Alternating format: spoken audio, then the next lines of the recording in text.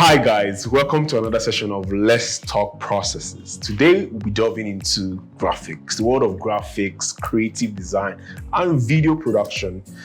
With me, I have a creative director, basically a creative, designer, who will basically be talking about and walking us through the context of creative, designs and why creative designs and graphics and video production is quite, essential for content creation and how that could also help the business grow, its audience and create that online presence on the long run.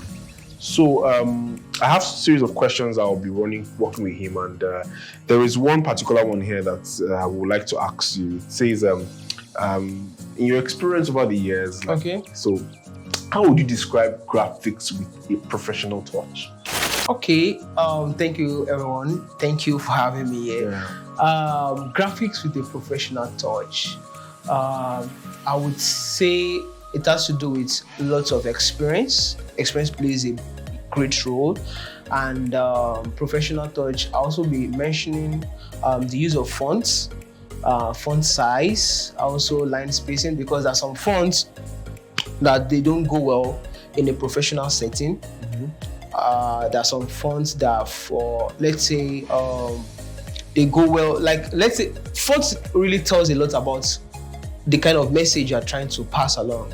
You're using an Halloween font for a professional flyer or for a digital this thing. It doesn't play around. It doesn't play well at all. There will be a disconnect between the design and your target audience. There will be a great disconnect that to even amend that. And this is about visually appealing to exactly, because it has to grab the attention of the viewer. Immediately see it, and you are using a weird font. It doesn't go well. So the font size, line spacing between each font, for readability.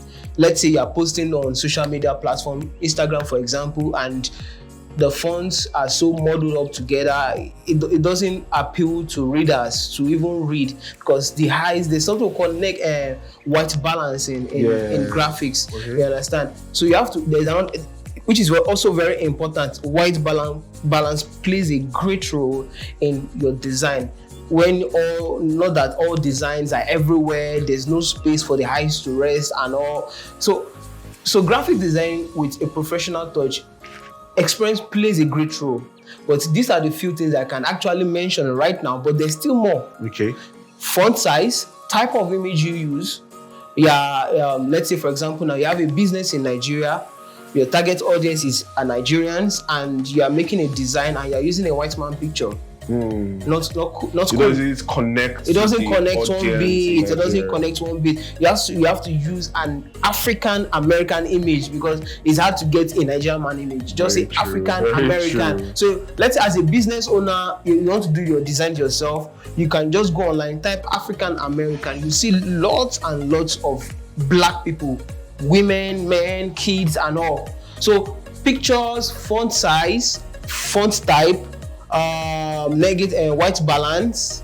What else again? The use of icons, elements, so many things. But if you can just restrict it to all, let's just limit it for now to fonts, font size, line spacing, then type of image. Then also make sure that the type of colors you use are within the colors spare of your brand. Okay, good. That's very good. Okay, the next question I'd like to ask is, when creating your design, what factors do you consider in order to make this your design stand out?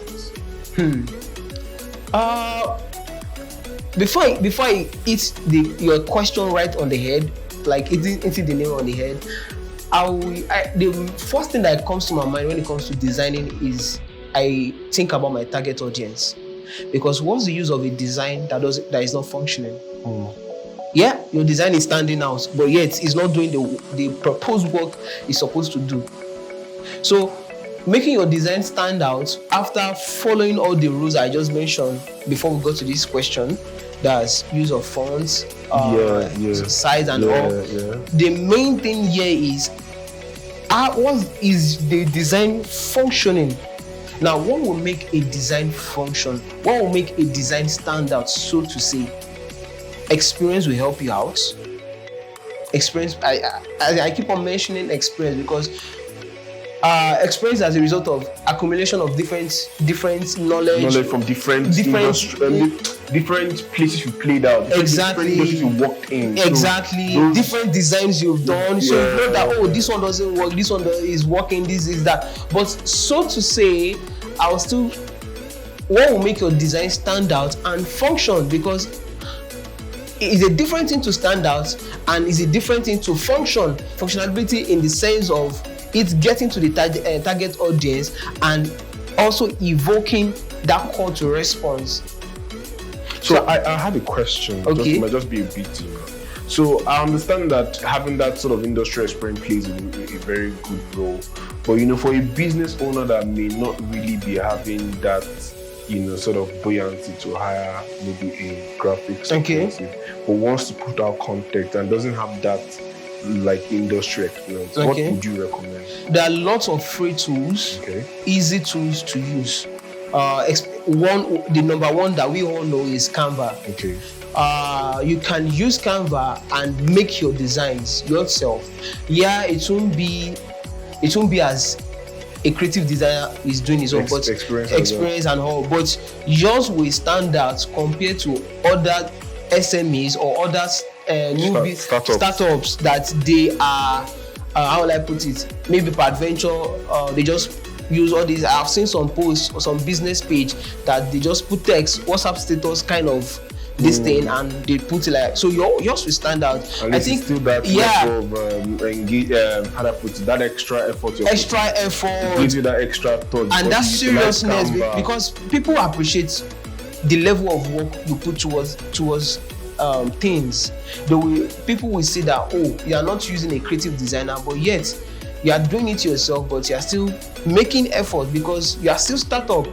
Creative designers, people like me at this current level, we are so expensive. Our mouths are big, very, very wide. And come to think of it, not that you now only have experience only in creative design, you have experience in video production, you have experience in sound editing, you have experience in motion graphics, you have experience in 3D animation, you have experience in podcast, you have experience in website. So that's a new trend now. Exactly. So imagine putting all this experience from different fields, although it's still within the creative industry. Imagine putting everything together for years. You know what you're doing. Okay, I'm picking up. I like that. So I'm picking up my next question from what you said last about having a lot of video editing. So for engagement, right? Which one would you say is better off?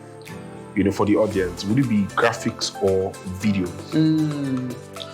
Okay, this is a bit tricky. People, if you ask another person or a social media manager, which one will go for video? But I don't want to just isolate it out because my own target audience might not really like video. It's possible. Might just still design. And maybe once in a while we chip in video. So based on Instagram, let me use Instagram as a case study. Based on Instagram algorithm and all, I think video is taking the lead because it has more traction, it has more insight and all. But I just don't want to isolate it out and say video. So the point to take home is that, first of all, still understand your audience. Exactly. It's the first thing you do. Even before you start a business, you have to understand your target audience. If you don't understand your target audience, you will fail before you start. Because you have to understand your market niche. What do they need? Then work with that, then produce something. Then so if it's that they like graphics, there's high probability you will fail. But because you've been able to recognize your market niche, then you develop from there, failing forward. Interesting. All right. But in a good way. Yeah. Failure isn't bad. Okay. I'm a bit digressing, but over the years, even in creative design, having this level of experience as a result of I saw my 8 years ago design, and I was like, what the hell is this? I deleted it. But is the reason why I said failing forward is that just you failing, then learning from that failure, then how can I get better at this? There's nothing wrong with failing. Just fail, learn from it, then move on. Yeah, that resilience is very exactly key. So because failure teaches how to get successful, or how to, okay, I failed at this place, oh, this is not the best way, this is not how to do this, then I should do another thing. Unless you keep on doing the same thing and expecting different results, that's insanity. No, that's quite insightful. I'm very sure my viewers are understanding and learning a lot from this. I'm enjoying this session. Very interactive. Let me chip this in before you round up. You asked about SMEs doing their own designs themselves. Yes. I think I just only spoke about it a bit. You can do your designs yourself, but it won't be as a creative designer. But I mentioned something at the beginning of this conversation, which is know the type of font. You need to research fonts, font size, font usage, and the type of image you use. Yeah. You'll be good to go. Okay, that's good. So I hope our viewers out there who are SMEs starting up, and also, you started up also, but you do not have the graphics or creative designer available. This could be very helpful. This information could be very helpful for you. You can actually do it on your own, even if you don't have someone. Just follow the insights given to us from the creative expert today. But before we finish and wrap up this program, okay. What final information or final notes do you have for SMEs basically that also have a graphics designer, but then they are struggling with creating captivating content, or they don't have? I know you've answered the question of they don't have a graphics designer, but now they are actually there, but the content is not top notch. That basically it's helping out to push the brand. So what would your final notes be? Everything is still boiling down towards understanding your target audience. Okay. You have data. Okay. Yes, the data isn't working, but you have something to work on and analyze that. Oh, what really interests my target audience? Peradventure, let's say you have like 20 posts in a particular month, right? And there's this singular post that is having about 20 likes compared to others that is having like 2, 3 or so. So, this type of topic or this type of content really interests my target audience. You can decide, okay, next month, let me fashion out a type of content with respect to this, as like within the box of that particular content that had that 20 likes. Okay. Then you can fashion out a content like that and do a test. See how it is. Then if you see that it's really pushing high, then you have an edge. Okay. So the main thing is make your research, keep understanding your target audience. You can't always fail change. In that research. You have to research. You have to research, and you have to do it every time. Don't get tired. At first, you'll be discouraged. Because the truth of the matter is, you'll be spending a lot of money.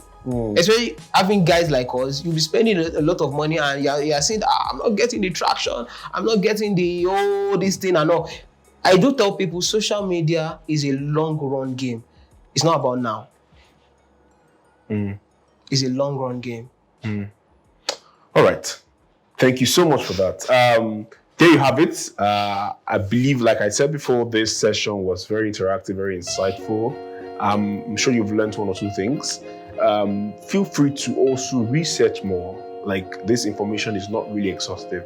There's a lot of information and materials you can get online on how to create captivating designs that would help push your brand to the next level.